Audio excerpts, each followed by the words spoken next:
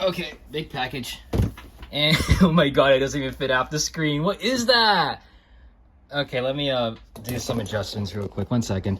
Okay, I'll just play everything by ear. Oh my goodness. Is that good? I'll just roll with that. Okay, let's cut you down to size. If I even knew where to begin. Like that one scene in Percy Jackson where he cuts Kronos' heart open with the riptide. Haha, it really is like pulling out a sword. Jesus Christ. Alright. Alright, it is here. That actually fits the camera pretty well. But man, looking at this, I really have spending problems. So it quickly came to my attention that the Drop Attack Stadium set had been listed on Amazon just a few days ago. Which is like way earlier than what I was expecting. I wholly thought this thing would drop in like maybe August or September or something like that. Like sometime in later summer. I don't really know. But yeah, hello. If it's your first time around here, welcome. I hope you enjoy the next 15 or so minutes. And if it's not your first time here, I also hope you enjoy the next 15 minutes. Oh my god. Today we'll be unboxing the Drop Attack Stadium set from Beyblade X. And this is actually a stadium we've known for a while now. From leaks, and it's finally here. Now, I don't actually have many expectations for the stadium itself, mostly because I bought this set for other reasons.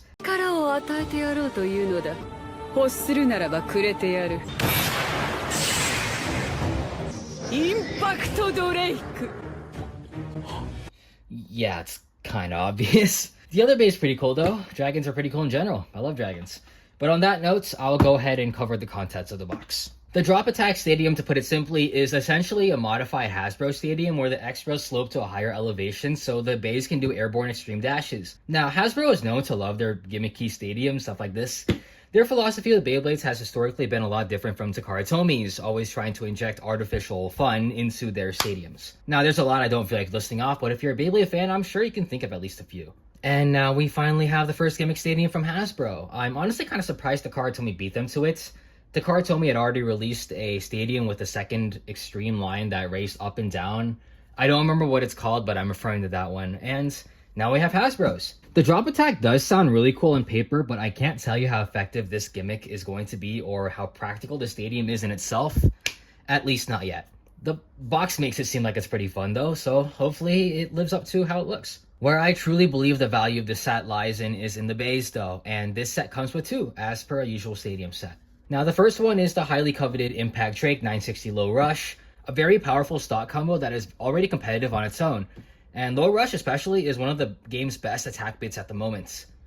Wow, locking Rush inside of another stadium set. Hasbro of them. I mean, I still wish I kept my Dran Dagger. The other would be the very first Hasbro UX Bey Hover Wyvern 385 Needle.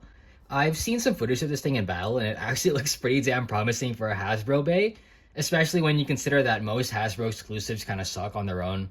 So, we'll see how it goes. Hopefully it's good. But yeah, one stadium, two bays, two launchers, and technically all you need to get started with the blading hobby.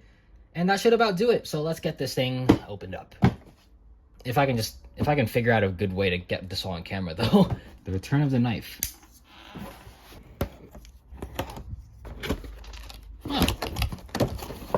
That was kind of easy. Oh, okay, I think I dropped the bays. And I dropped some cardboard as well. Very fun. I haven't done this in a while. Instruction manual. Yes, sir. Impact Drake. Set that aside. Hover Wyvern. And the two launchers that come with the set.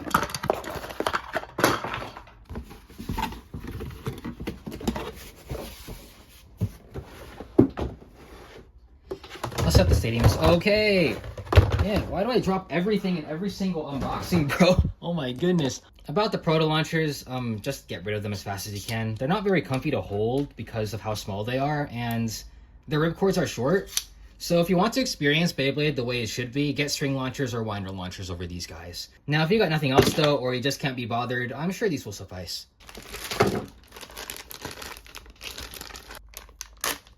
Purple clips. That's kind of fun.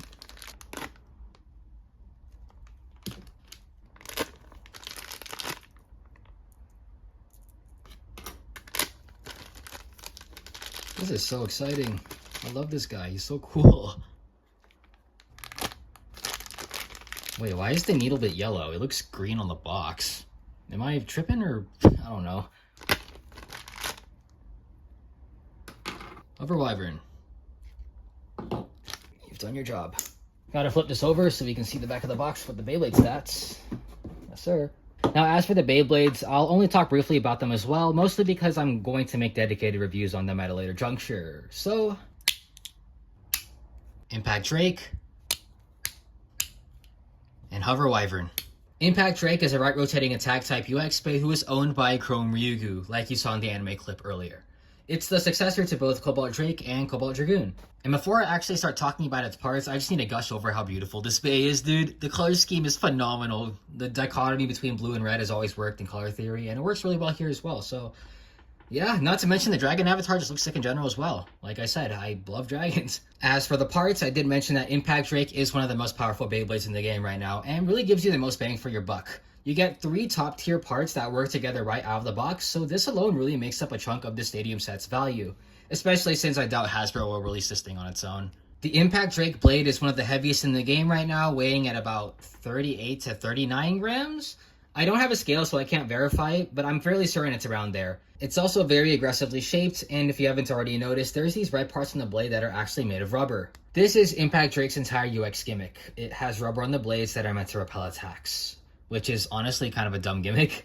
All it does is make Impact Drake lose stamina quicker, but I guess it compensates by its sheer production of recoil. Next, 960 is one of the game's best ratchets as well, mostly because of how round and subtle its protrusions are, making it really hard to burst. You can slap this baby on a lot of combos and it'll almost always be a good pick. To put into perspective, I don't see a lot of competitive decks without this ratchet somewhere, so keep that in mind. And lastly, Low Rush is an attack bit that is a lower version of the Rush bit, which was a very good bit that was known to have less gears and lower surface area to conserve stamina while doing extreme dashes and just fighting in general. Making a bit that's already this good a milliliter? What the hell? This is Beyblade, not freaking chemistry. What am I doing? Making a bit already this good sit a millimeter lower has literally no downsides and only makes it easier for you to blow your opponent up. So you can kind of see why I say this stock combo is easily one of the best in the entire generation. Now, I don't know as much about Wyvern, but I'm hoping it's good too, mostly just because I want a Hasbro exclusive Bey to actually be good for once. Now, this one is a right-rotating defense-type UX Bey, which I assume is owned by Warden, or Katavar in Japanese. This Bey succeeds Gale Wyvern, which was originally a pretty lackluster stamina type. Wyvern's gimmick is something called top-down control, which I want to assume means that it's able to defend from both higher and lower attacks. Kind of like Hell's Chain, only with a completely different shape. See, Wyvern's blade is oval-shaped and kind of waves up and down here, and it makes these 2 hills and valleys that allow it to protect itself from different angles. I'm very interested in this blade, mostly because it ironically looks pretty terrible for defense and actually a lot better for attack. You see, because it's an oval shape, it concentrates all of its power into these 2 sides and increases recoil by substantial amounts, and these slopes look really good for upper attacks as well. Of course, this is just conjecture though. I'm not a competitive player, so I'll let the one smarter than me do the research.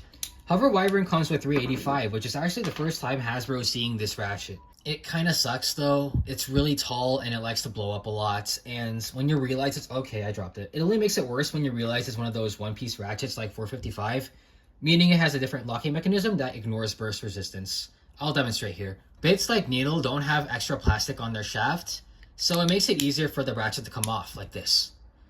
Now, in the case of Low Rush that has more plastic on the shaft right here, this should not be the case, but unfortunately, it still bursts anyway. So keep that in mind. And on the topic of bits, here's the Needle bits. I genuinely don't understand why they chose Needle here. Like, we have a lot of other bits, so why'd they pick this one, man? I don't know. I feel like it would have been a lot cooler to see something like Wedge here. CX is releasing soon for Hasbro anyway, so I feel like it could have happened. Whatever, I don't know. I'm not going to bother talking about Needle in any case, though. It's a mediocre defense bit that's already been outclassed eons ago, so it's just kind of there. And we can finally move on. One moment. I'll set all this aside so we can get to the main course. The Drop Attack Stadium itself. I'll get to assembling it, but first, I think I'm going to have to move to another place because I have 0 room to do anything on my desk. So, magic. Alright, let's set this thing up. Purple clips are kind of cute. They're exchangeable with the Hasbro ones that are black, so I might do that. I might just put some girly pop clips onto my Hasbro Stadium for future recordings. Pretty simple setup. Alright, it's done. I don't really know where to start with this, so I'll just begin comparing it with the original Hasbro Stadium for reference. Not sure if it shows up in the camera, but you can see that it's kind of the same in proportion. But there are obviously a lot of subtle differences. The pockets here are a lot smaller, and even the freaking Xtreme Zone is like half the size, it feels like. There's also the fact that there's no supporting pillars here. I'm not sure if this is showing on camera, but we have these two dividers that separate the knockout zones from the Xtreme Finish Zone. Those are kind of absent in this one, so I imagine it's going to be very easy to get some knockouts. We also have a second set of knockout pockets that are in the back here. I'm not sure if they're visible, but it is kind of interesting that they're here. Basically, if you flub an Xtreme Dash, you kind of become that one Kirby meme where he's flying into the abyss, so yeah. Another difference to note here is that the X-Rails themselves aren't actually detachable like in the original Stadium. They're just part of the plastic mold like the green bucket Stadium no one has. I really hope these were better implemented than on the Bucket Stadium because it's physically impossible to get a good dash in the Bucket Stadium. And if we can't dash, that sort of defeats the entire gimmick of this entire stadium. So hopefully it's working. I have seen it work on other videos, so I have some hopes. And last thing to note is that we have this sort of secondary ridge in the center of the bowl. I'm not sure why it's here. None of the other stadiums have anything similar. But it just seems like it's going to trap Beyblades in the center so that attack types can get their extreme dashes off. Which, wait a minute. That actually might be the point. Huh. I do have a brain. I can't really say much else until I battle in it, and I've been patiently waiting this whole time to launch Impact Drake, so let's do that now. Commence obligatory test battle music. I'll do battles with Drake and Wyvern first before moving on to a bunch of other arbitrary stock combos, so just sit back and relax while I do my observations and test battles. See you in a bit.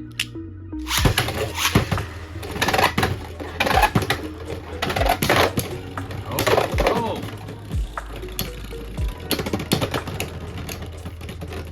No way.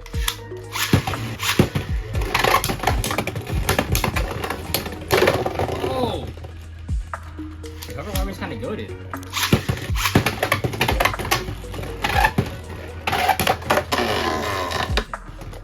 And he's on the run.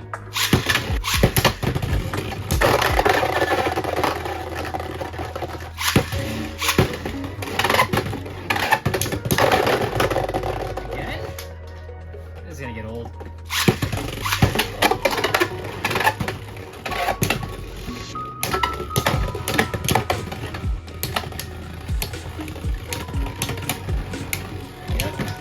Terrible stamina on Drake. Whoa! Oh.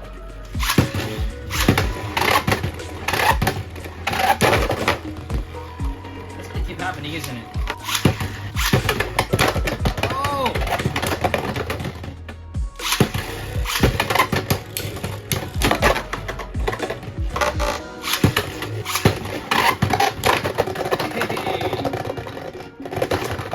Pleased to say that Impact Drake does live up to its reputation. But I think that'll be all for now. Let's go on to other combos. Whoa.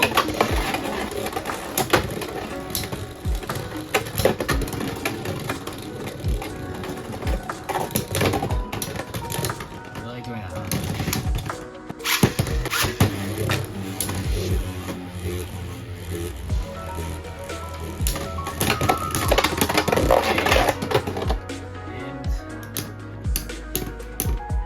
What the heck? Still fighting.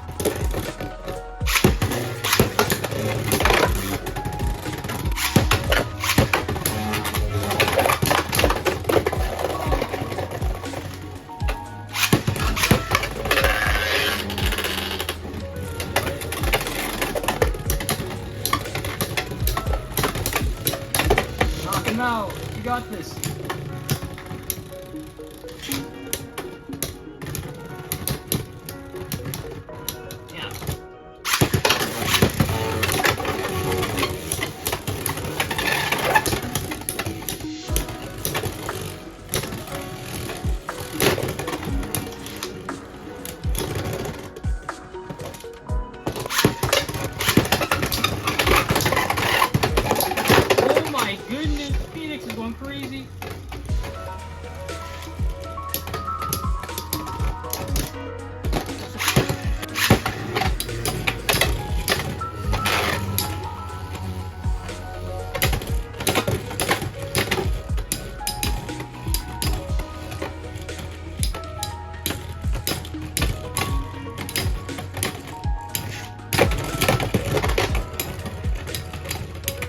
No way Wizard lost on stamina.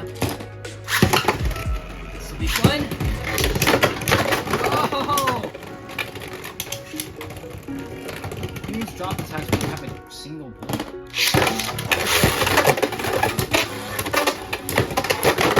Oh!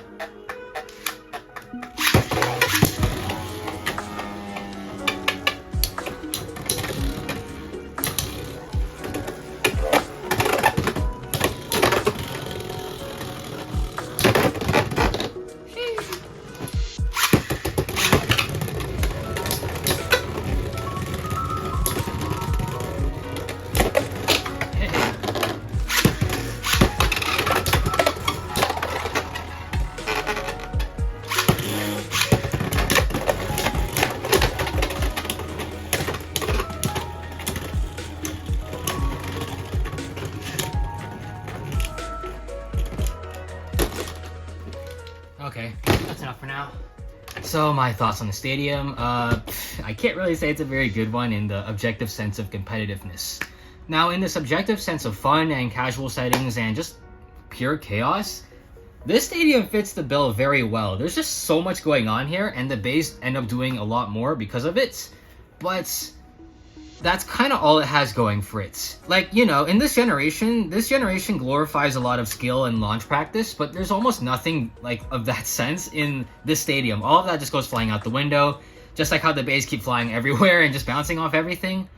Like, even the win condition for the gimmick and the drop attacks don't really do anything. In fact, they're actually detrimental sometimes. Like, the drop attack is literally just a strictly inferior version of the normal extreme dash because you're usually doing contact with the ratchet instead of the blade, which not only makes you more prone to bursting, but is also just weaker in general because you're doing plastic to metal contact.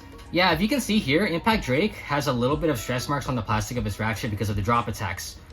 So you can see that it's pretty clearly doing contact from the ratchet instead of the blade. There's also the fact where, because of how the rails are shaped, a lot of bays are missing their extreme dashes and just sort of bouncing off of them. And it really kills their stamina and makes battles a lot shorter than they already are. There's also the problem with the ridge here. I did theorize earlier that it's meant to keep bays inside, but the ridge is really tall. Like, it's not really able to be told from the camera, but things really get stuck in here really easily, and it sort of just makes them click, click, click against each other and makes for really boring battles that aren't able to get any of the gimmicks in. Now, I don't know if anything that I just said makes any sense, but those are my thoughts on the stadium. It's definitely not a must-have. Like, I don't think Hasbro was ever intending it to be.